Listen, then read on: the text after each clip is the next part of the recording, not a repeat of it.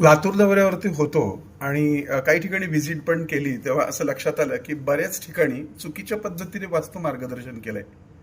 काही ठिकाणी तर अक्षरशः भिंती पाडून जुनं बांधकाम नष्ट करून नवीन काहीतरी वेगळे सल्ले दिले गेलेले आहेत. मुळामध्ये ज्यावेळेस 100 वर्षापेक्षा जुनी वास्तू असते आणि जर त्याला ऐतिहासिक महत्व असेल किंवा धार्मिक महत्व असेल तर अशा वास्तूंना शक्यतो फार मोठे बदल करताना फार विचार करणं गरजेचं असतं.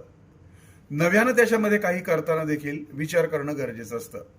त्याचबरोबर वास्तुशास्त्र म्हणजे तोडफोड नाही हे सगळ्यात पहिल्यांदा समजणं गरजेचं आहे. कारण बहुतांशी मंडळी इतकी तोडफोड सुचवतात की तेवढ्या खर्चामध्ये नवीन घर तयार होऊ शकतं, की एखादी गोष्ट तोडल्यानं तो प्रॉब्लेम सॉल्व्ह होत नाही तर त्याच्यावर उपाय केल्यानं तो सॉल्व्ह होतोय. लक्षात ठेवा, डोळा खराब झाला म्हणून डोळा बदलायची गरज नाही, चष्मा घातला तरी चालतो.